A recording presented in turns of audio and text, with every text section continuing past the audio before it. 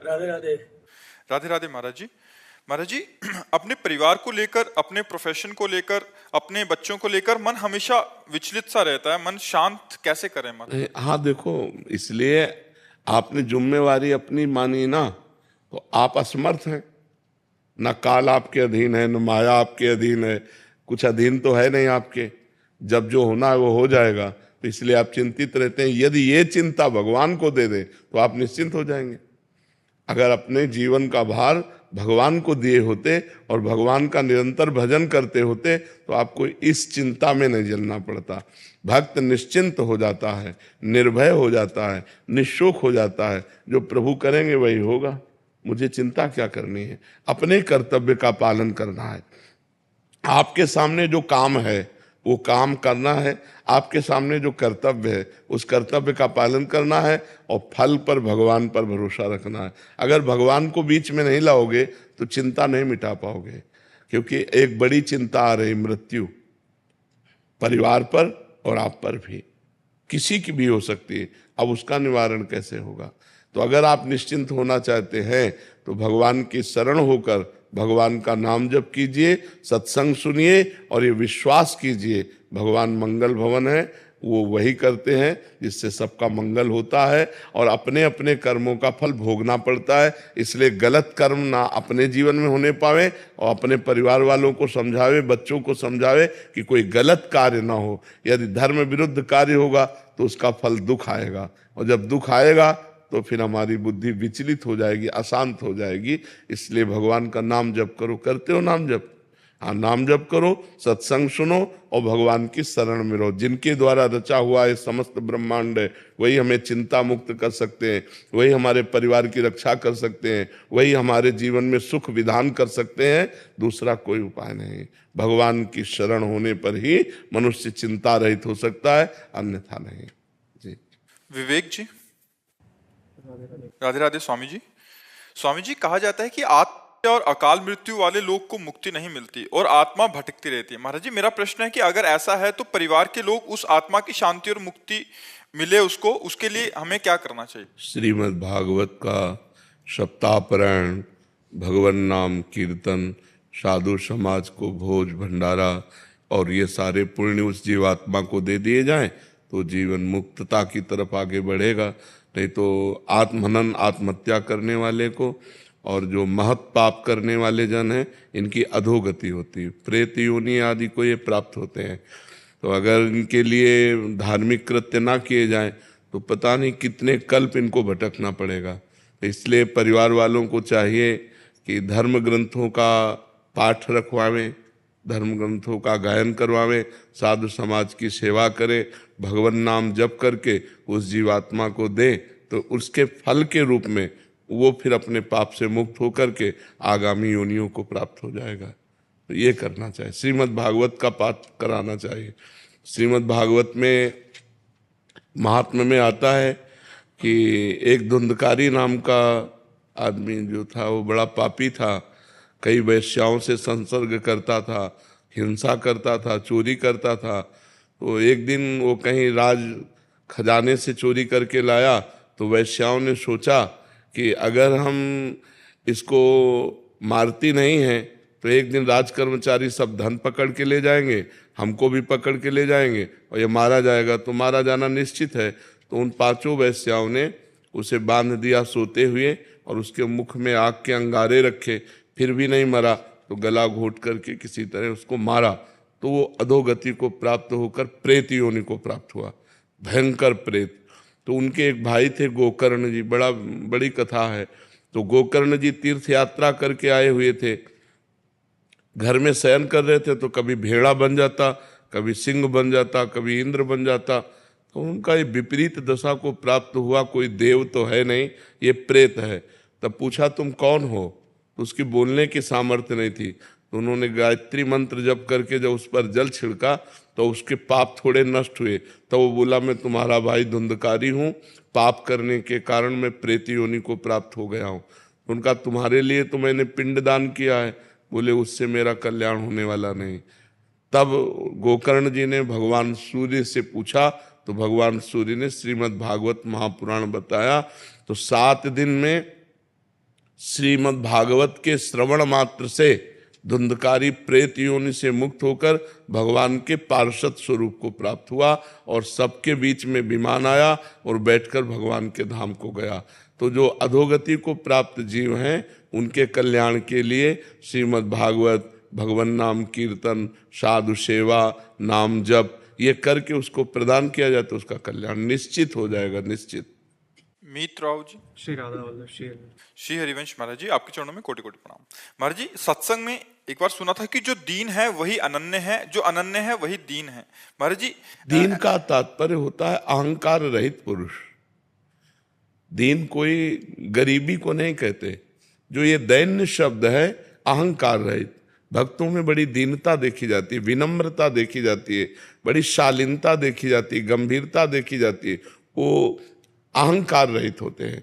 ये अहंकार ही सृष्टि का मूल है जो हमें अज्ञान में फंसाकर, देह भाव में फंसाकर नाना प्रकार के कर्म करवाता है।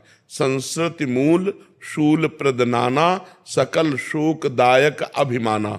ये समस्त दुखों को देने वाला अभिमान। जैसे मैं पुरुष हूँ, मैं धनवान हूँ, मैं विद्वान हूँ, मैं कुलवान हूँ, बहुत प्रकार का अभिमान होता है। ये अभिमान ही दुख देने वाला है। अगर ये अभिमान भगवान की कृपा से नष्ट हो जाए तो उस स्थिति का नाम दैन्य है। यही दरबार दीन को आदर रीति सदा चली आई। दीनता, कोई अभिमान नहीं, अपने को सबसे छोटा समझना। तो ये दीनता भगवान के भजन से, शास्त्र स्वाध्याय से जब ज्ञान प्रकट होता है तब आती है कि सब में वही राम रमा हुआ है, किससे अभिमान करें।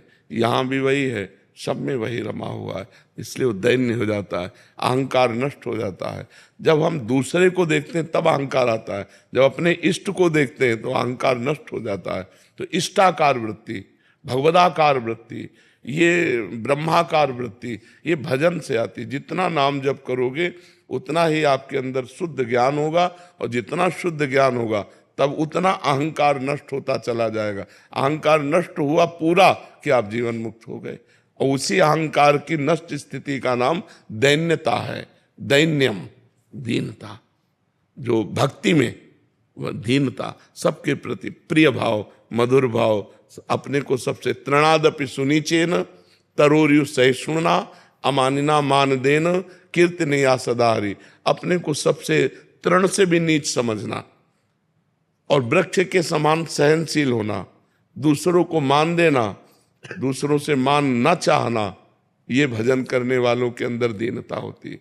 तृणादपि सुनीचेन तरोर्यु सहिष्णुना। सबहि मान प्रद आप अमानी। सबको मान देते हैं, लेकिन अगर उनको कोई प्रणाम या मान देने लगे तो मैं योग्य नहीं हूं, ऐसा उनके नहीं। सबहि मान प्रद आप अमानी। ऐसे प्राणी जगत को पावन करने वाले होते हैं, जिनके अंदर ये दीनता आ जाती है कि मैं तो किसी योग्य नहीं, अधम जीव हूँ, सब में मेरा प्रभु विराजमान है, और सबसे झुक के रहना। ये दीन भाव भक्तों में देखा गया है। बहुत प्रिय भाव, बहुत मधुर भाव, सबको सम्मान देना, आप अमानी रहना, अहंकार रहित, ये भागवतिक गुण है। दीनता भगवान को बहुत प्रिय। ये दरबार दीन को आदर रीति सदा चली आई। जे दीन प्यारे वेद पुकारे द्रवहु सुश्री भगवाना। दीन जिसको प्यारे हैं, तो दीन बनना नाटक करना नहीं। जैसे ये नाटक हो सकता है जब सामने से कोई कहे, अपने को लगे कि हाँ मैं ऐसा हूँ प्रभु, आप जैसा करें, और अपने को गुस्सा ना आए तो समझो कि हमारे अंदर दैन्यता जागृत हो। क्योंकि अहंकार रहित पुरुष को फिर क्रोध नहीं आता। क्रोध तब आता है जब अहंकार होता है, अपने में बल का आवेश होता है तब आता है। या फिर भगवान प्रेरित करें दुष्टों के विनाश के लिए तो फिर आता है। तो पर वो दैन्य भक्त सदैव अपने स्वभाव में दैन्य ही रहता है। जी। शुभम शर्मा जी, ग्वालियर से। राधे राधे महाराज। राधे राधे महाराज जी। महाराज जी, क्या देह त्यागना भी प्रारब्ध हो सकता है? अर्थात भागवतिक ऊर्जा से भूल चूक में प्राप्त की बुद्धि एवं अहम को भी नष्ट करना प्रारब्ध हो सकता है? देह त्याग का मतलब अहम को खत्म करना है। नहीं, अहम को खत्म करना, देह त्याग थोड़ी करना है। तो आपका क्या लक्ष्य है कहना? जो जिन चीजों को समझा है भागवतिक ऊर्जा से, जो नहीं समझना चाहिए था, उसे नष्ट करना। क्या समझना है और क्या भागवतिक ऊर्जा से समझा जो नहीं समझना चाहिए? बोलिए, आप बताइए। जैसे किसी सिद्धि की प्राप्ति के रास्ते पर निकल जाना। अरे भगवान की भगवत ऊर्जा से जो स्थिति होती है वो जगत मंगल के लिए होती है। वो अपना मंगल और दूसरों का मंगल करती है। उसे नष्ट करने की सामर्थ्य तुम्हारे में कहाँ गई? क्या ये प्रारब्ध हो सकता है कि अब जो इस शरीर में जो मैंने चीजों को समझ लिया है। क्या समझा है मुझे भी तो बताओगे? कृपा करके 4 लोग और सुनेंगे कि आपने क्या समझा है। जैसे महाराज जी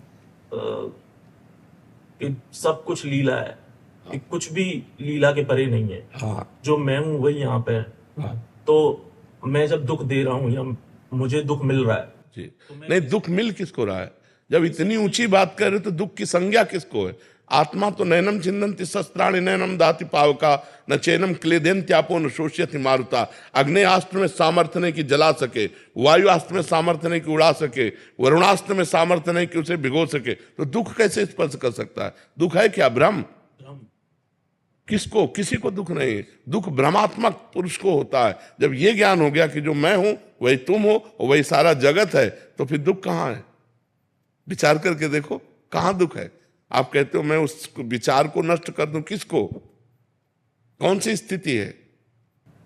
लेकिन उसके रास्ते में जैसे आप बताते हैं कि जब भगवतिक भगवत प्राप्ति के रास्ते पर जब चलते हैं तो संसार के दुखियाले की जब ये अनुभव सुनो, अभी तुम बच्चा हो, जब ये अनुभव हो जाएगा कि जो मैं हूं वही तुम हो, वही सारा जगत है, तो जड़ चैतन्य सब कुछ भगवत स्वरूप है। अब रास्ता कहां रह गया? वो तो पहुंचा हुआ पुरुष है। लेकिन उसके बाद अगर लेकिन लगता है, वापस आए, देखो लेकिन लगता है तो बच्चा केवल तुम बुद्धि से बात कर रहे हो, स्थिति पाई भर की नहीं है। स्थिति के अंतर्गत जब बात आती है तब ये नहीं होता है। अभी उस स्थिति को प्राप्त करने की चेष्टा की जाए तो भी बात की जाए। उस स्थिति को प्राप्त करने की चेष्टा करना चाहते हो क्या? तुम तो नष्ट करने की बात करते हो। वैसे नाम जप करो, भगवान का नाम जप करो और गंदी बातों से बचो। हमारी प्रार्थना, गंदे आचरण जो होते हैं उनका त्याग करो और भगवान का नाम जप करो, सब ठीक हो जाएगा, सब ठीक हो जाएगा। नाम जप में बहुत सामर्थ्य है। नाम जप में जो बैठ गया वो सब जीत गया। महाराज जी कोई ऐसा प्रारब्ध हो सकता है जो नाम जप से और ध्यान से ना कटे, तो उसके लिए कुछ और चीजें की जाए? तो ऐसा प्रारब्ध नहीं होता कोई भी। इतना नाम जप कर जाए हर प्रारब्ध नष्ट हो जाएगा, हर प्रारब्ध नष्ट हो जाएगा। जैसे हम तुम्हारे सामने बैठे, हमारी दोनों किडनी फेल हैं, थोड़ी देर बाद अभी डायलिसिस में जाएंगे। प्रारब्ध है, हम नष्ट करना नहीं चाहते, हम उसे भोगना चाहते हैं। अपने भजन से भगवान की प्राप्ति करना चाहते हैं। हमें प्रभु के विधान को देखना है। हमें अपने जप तप के द्वारा प्रभु के विधान को थोड़ी बदलना है। उसी विधान को यदच्छा लाभ संतुष्ट हो, जैसी परिस्थिति भगवान दे रहे हैं उसमें मैं संतुष्ट हूं। काहू सो कछु न चाहूंगो, न भगवान से न किसी जीव से, शांत एकदम। और जो बाधाएं आती हैं वो भजन के द्वारा इतना ज्ञान होता है कि उनका निवारण भी होता है। जो बाधाओं में फंसता कौन है? अज्ञानी। अगर भजन करोगे तो इतना ज्ञान आएगा। पहले भजन तो करो डट के, तो अपने आप तुम्हारे अंदर शुद्ध ज्ञान आ जाएगा। तो ये तर्क वितर्क शांत हो जाएगा और ठीक रास्ता अपने आप प्रकाशित हो जाएगा। नाम बहुत बड़ी सामर्थ्य है बच्चा। नाम में भगवान को अधीन करने की सामर्थ्य है। सुमिर पवन सुत पावन नामू, अपने बस करी राखे रामू। भगवान को भी अधीन कर ले, ऐसे नाम में जप में महिमा है। तो प्रारब्ध क्या चीज है? प्रारब्ध पूर्व का किया हुआ पाप कर्म या पुण्य कर्म। प्रारब्ध वही बनता है आकर। प्रारब्ध कोई देवता थोड़ी, हमारा किया हुआ पीछे का कर्म ही प्रारब्ध बनता है आकर के। तो अगर हम नवीन कर्म भजन डट के करेंगे तो प्रारब्ध को परास्त कर देंगे पीछे वाले को। अब यह है कि पीछे वाला है 500 ग्राम और आपका भजन है 50 ग्राम, तो कुछ होने वाला नहीं। आपका भजन जब 500 से ऊपर चले तब वो दबेगा जा करके। तो प्रारब्ध के अनुसार जब भजन उस कोटि का हो तो प्रारब्ध नष्ट हो जाए। अपने लोगों को भजन चुन्न पुण्य है और प्रारब्ध पहाड़ की तरह वो दबाए डाल रहा है। तो माला चलाते हुए भी उसको कष्ट हो रहा है, वो चिंता हो रही है, उसको शोक हो रहा है, क्योंकि प्रारब्ध बहुत प्रबल है। तभी तो कहते बहुत होश में रहना चाहिए। हम अनजाने में बहुत से पाप कर लेते हैं। अरे जो मुर्गा मुर्गी मछली बकरा बकरी ये सब खा रहे हैं, ये पाप नहीं है क्या? उस जीव के हित। अब वो जब आएगा तब आप सुधर चुके होगे, माना आप सुधर गए कि हमने सब छोड़ दिया, लेकिन पीछे जो किया है वो पीछा थोड़ी छोड़ेगा, वो आपको गिराने की कोशिश करेगा। तो अब डट के भजन करो तो वो तुम्हें नहीं गिरा पाएगा। भजन के द्वारा ये सब बात बनेगी बच्चा, भजन नहीं तो कुछ नहीं। ये ज्ञान विज्ञान माया के आगे काम नहीं करता। शिव विरंच का मोह है को है बपुराण, अस जिए जान भजी मायापति भगवान। राम राम राम, राधा राधा, कृष्ण कृष्ण, हरि हरि। जो नाम प्रिय हो, खूब नाम जप करो, इसी से मंगल हो जाएगा, इसी से दिमाग भी ठीक हो जाएगा और रास्ता भी आपको दिखाई देने लगेगा। ठीक है। मनीष जी मिर्जापुर से। राधा वल्लभ श्री हरिवंश। श्री हरिवंश महाराज जी, आपके चरणों में दंडवत प्रणाम। महाराज जी, मनोवृत्ति क्या है? भजन और मनोवृत्ति में क्या संबंध है? मन एक अंतःकरण है जिसमें 4 हिस्से हैं। जब वही निश्चयात्मक होता है तो बुद्धि हो जाती है, जब वही संकल्प विकल्प करता है तो मन बन जाता है, जब वो चिंतन करता है तो चित्त बन जाता है, जब वो क्रिया को स्वीकृति करते हैं तो अहंकार बन जाता है। मन बुद्धि चित्त अहंकार, ये अंतःकरण है। तो जो वृत्ति विषयों की तरफ 5 ज्ञानेंद्रियों के साथ जाती है उसे मन की कहते हैं। मना खष्टान इंद्रियाणी प्रकृति स्थान कर सती। वो वृत्ति को जब हम पलटकर परमात्मा की तरफ लगावें तो वो भजन बन जाएगा। और वही जब विषयों के चिंतन में लगता है तो हमारी दुर्गति हो जाती है, और जब परमात्मा की तरफ लगता है तो सदगति हो जाती है।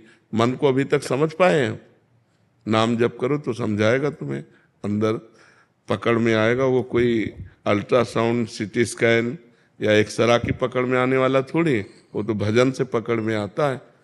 ऐसा लगता है ना कि मन आज मेरा शांत है, आज मेरा शांत है, आज मेरा मन अच्छा है, आज मेरा मन बुरा है, ऐसा पकड़ में आता है कि नहीं आता है? तो अंतःकरण की वृत्ति है। खूब नाम जप करो तभी पकड़ में आएगा, ऐसे पकड़ में तो आएगा नहीं। न प्रवचन सुनने से पकड़ में आएगा, न प्रवचन करने से पकड़ में आएगा, भजन करने से पकड़ में आएगा। सा वै मना कृष्ण पदार विंदयो। भजन बल से जब मन भगवान के चरणों में अर्पित हो जाता है तभी आनंद की अनुभूति होती है। नाम जप करो। नाम जप करते हो? हाँ, नाम जप करो और गंदे आचरण मत करो। जो गंदे आचरण, जानते हो गंदे आचरण? हाँ, वो गंदे आचरण मत करो, तो फिर धीरे धीरे मन पवित्र होगा तो अपने आप अनुभव में आने लगेगा। खुशबू जी। राधे राधे महाराज। राधे राधे महाराज जी। महाराज जी, क्या आत्मज्ञान की प्राप्ति के बाद जीव को भ्रम या मोह आ सकता है क्या पारिवारिक जनों में? नहीं, स्वात्मा रामम विषय मृग तृष्णाम भ्रमयति। आत्मा राम पुरुष कभी विषय मृग तृष्णा में भ्रमित नहीं होते। मोह उनको हो ही नहीं सकता, क्योंकि गत संगस्य मुक्तस्य ज्ञानावस्थित चेतसः, जो समस्त संगों का त्याग कर चुका है, क्रियाओं का, पदार्थों का, घटना का, व्यक्ति का, वस्तुओं का जो ममत्व हृदय में लगाव है उसका जो त्याग कर चुका है, वो मुक्त पुरुष निरंतर ज्ञानावस्थित चेतसा अपने स्वरूप में स्थित रहता है। वो कभी मोह को प्राप्त नहीं होता। गत संगस्य मुक्तस्य ज्ञानावस्थित चेतसा, जिसको हर समय अपने स्वरूप का बोध रहता है वो कभी कहीं किसी में आसक्त नहीं हो सकता। नहीं स्वात्मा रामम विषय मृग तृष्णा भ्रमयति। आत्मा राम पुरुष इस विषय मृग तृष्णा में कभी भ्रमित नहीं होता। उसको आत्मा के सिवा दूसरा नजर ही नहीं आता, तो मोह किससे करे? जैसे भक्त भगवान के सिवा और किसी को नहीं देखता, ऐसे ज्ञानी आत्म स्वरूप के सिवा किसी को नहीं देखता। किसका प्रश्न है? समझ पा रहे हो? हाँ, तो अभी ज्ञान का मार्ग अपनाए कहाँ है? ज्ञान हो जाएगा तब पता चलेगा। गुरु किरण जी लखनऊ से। राधे राधे। राधे राधे महाराज जी। महाराज जी, भक्ति मार्ग एवं ज्ञान मार्ग को क्या साथ लेकर जाया जा सकता है? थोड़ी दूर तक, थोड़ी दूर तक, सिद्धांतों तक। जहां लक्ष्य की बात आएगी वहां अंतर पड़ जाएगा।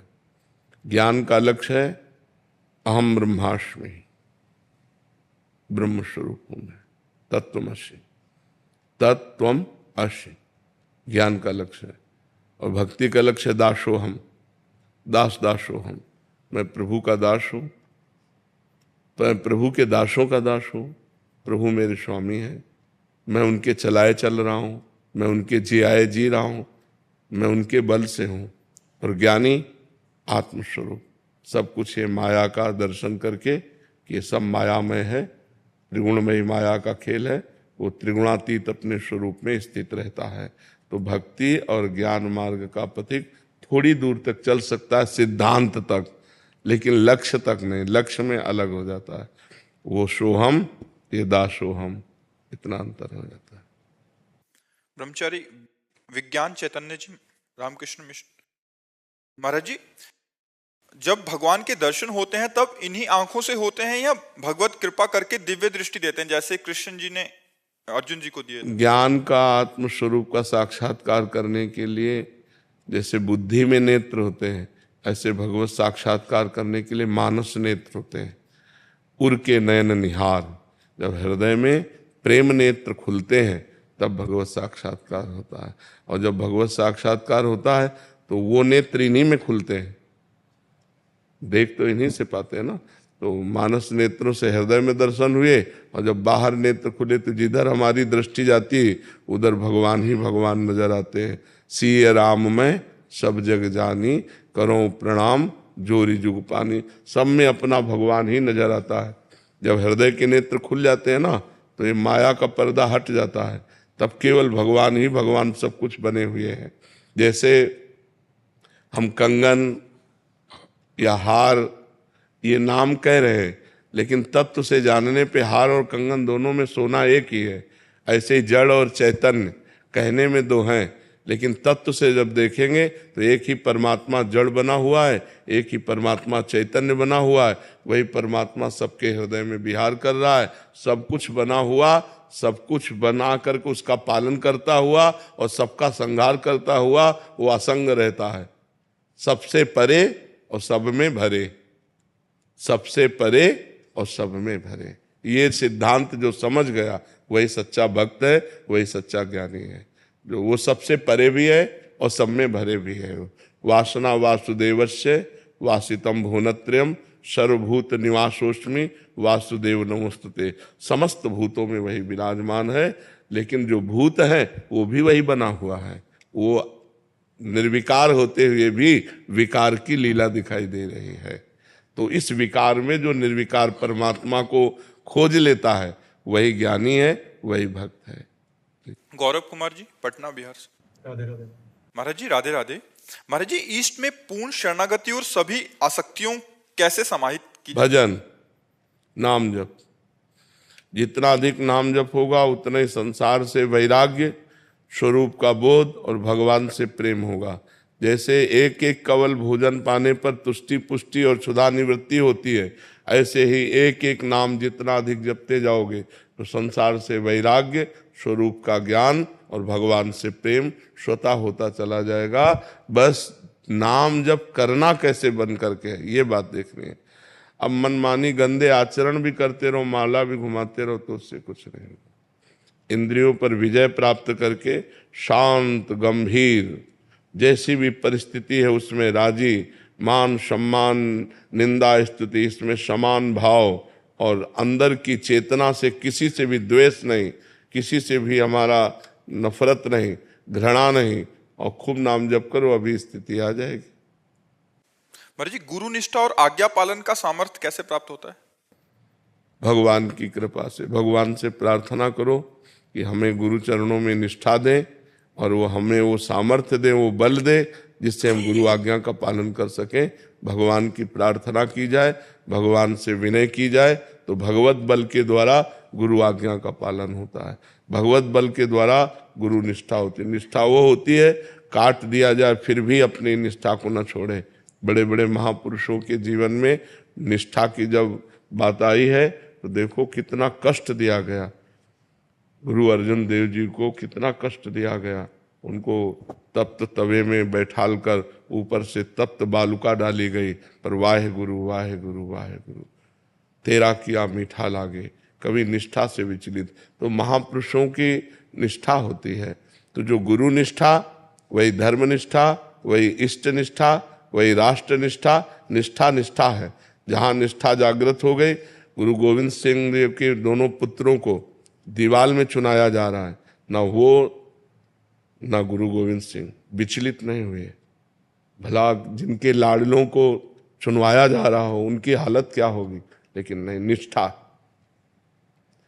सारी कर्तव्य परायणता अपने पुत्र परिवार के लिए ही तो होती है, अपने जीवन के लिए होती है।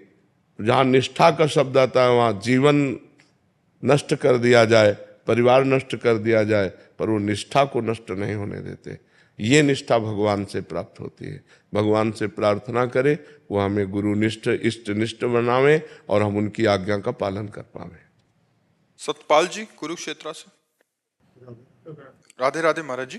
महाराज जी, जब मनुष्य जन्म लेता है तो उस पर 3 ऋण होते हैं, पितृ ऋण, देव ऋण, ऋषि ऋण। महाराज जी, ये कैसे उतारे जाएं और इसका फल भगवान को देना चाहिए और कैसे देना चाहिए? एकादश स्कंद में भागवत में लिखा हुआ है कि जो भगवान श्री कृष्ण चंद्र जी का निरंतर भजन करते हैं और जो समस्त द्वंद्वों से मुक्त हो जाते हैं, वो समस्त ऋणों से अपने आप मुक्त हो जाते हैं। अलग अलग कोई ऋण मुक्त करने की जरूरत नहीं है। भगवान का भजन करते हुए अपने कर्तव्य का पालन करो। जैसे तुम्हारे माता पिता हैं तो माता पिता की सेवा करो, तो मातृ पितृ ऋण से उऋण हो जाओगे। शास्त्र स्वाध्याय करते हुए शास्त्र के अनुसार आचरण करो, ऋषि ऋण से उऋण हो जाओगे। और समस्त चराचर जगत को भगवान मान करके सेवा करो, सब ऋणों से मुक्त हो जाओगे। भगवान का भजन समस्त ऋणों से मुक्त कर देता है। यदि भगवान का भजन न करो तो एक ऋण हमारे अंदर और है, भगवद ऋण। हम भगवान से वादा करके आए हैं गर्भ में कि इस बार मुझे जन्म दे दो, मैं ऐसा भजन करूंगा कि दोबारा फिर माँ के गर्भ में ना आना पड़े। ये किसी ऋण से नहीं, चुकाने से नहीं होगा, ये केवल भजन से होगा। जब भजन करो तो सब ऋण मुक्त हो जाओगे और जीवन मुक्त भी हो जाओगे। भजन नहीं करोगे तो इतनी क्षमता ही नहीं है कि इन ऋणों से मुक्त हो सके। तो मातृ ऋण, पितृ ऋण, ऋषि ऋण, देव ऋण, गुरु ऋण, इष्ट ऋण, सब ऋणों से मुक्त होने का एक मार्ग है भगवान की शरण लेकर भगवान का नाम जप करो, शास्त्र स्वाध्याय करो, संत वाणी गुरु वाणी के अनुसार चलो, जीवन सार्थक हो जाएगा। अभिनय त्यागी जी। राधे राधे महाराज जी। महाराज जी, जैसे आप कहते हैं कि गुरु प्रकट रूप में होना चाहिए, साधारण नाम लेने में और गुरु प्रदत्त नाम लेने में फर्क होता है। महाराज जी, आपके श्रीमुख से सुना है कि जैसे कि एक हमारी सामने से गुरु की दृष्टि पढ़ना और एक सुन के पढ़ना, तो महाराज जी जो व्यक्ति आपके आना आपके सामने संभव नहीं है, उसको वो अपने गुरु रूप में स्वीकार कर लिया है, तो उस आप कैसे शिष्य या वो कैसे? आज्ञा पालन करना ही गुरु को स्वीकार करना है। जो सत्संग सुना जा रहा है यदि उसका हम आचरण करें तो हमारे अंदर गुरु भक्ति सुदृढ़ हो जाएगी। लेकिन हम बिना दर्शन किए, बिना मिले, बिना संग के हम कैसे उस उन्नति को प्राप्त हो सकते हैं? एक बार हमें गुरु चरणों में समर्पित होना चाहिए, एक बार हमें गुरु संग करना चाहिए। बिना संग भजन न होई संग बिन, और भजन बिना नहीं प्रेम, छिन्हू भजन न छाड़िए, धरिए अध्रु नेम। ऐसे बात नहीं बनती। गाइड को साथ लेके चला जाता है। अगर आपको यहाँ कहीं वृंदावन में दर्शन करने हैं तो गाइड करना होगा, और गाइड करने वाले को साथ लेके और उसकी आज्ञा के अनुसार चलना होगा। ये गली नहीं, इधर से चलिए, इधर से चलिए। ऐसे ही गुरु का संग तब जा करके चढ़ता है प्रेम का रंग। अब केवल मान लिया आपने और गुरु की नहीं मानी तो गुरु के मानने से बात नहीं चलेगी, गुरु की मानने से चलेगी। गुरु की वाणी मानो, बस फिर बात बन जाएगी। तो गुरु का दर्शन, गुरु का संग और गुरु की आज्ञा का पालन, यही भगवत प्राप्ति कराते हैं। तो बिना प्रगट गुरु के कैसे बात बन सकती है? हमें डांटेगा कौन? हमारा निरीक्षण परीक्षण कौन करेगा? गुरुदेव। तो हमें गुरु का संग अत्यंत आवश्यक है प्रगट में। प्रगट में बिना गुरु के रंग नहीं चढ़ता। चाहे करके देख लो, कोई करके देख लो। महाराज जी, जैसे आपके हजारों शिष्य हैं महाराज जी, तो प्रकट में महाराज जी हर एक को आपका संग तो? हाँ, तो प्रगट में दर्शन करना, महीना हम कहते हैं महीने 2 महीने 4 महीने में आओ, इसके बाद मोबाइल से सत्संग सुनते रहो, आज्ञा का पालन करो,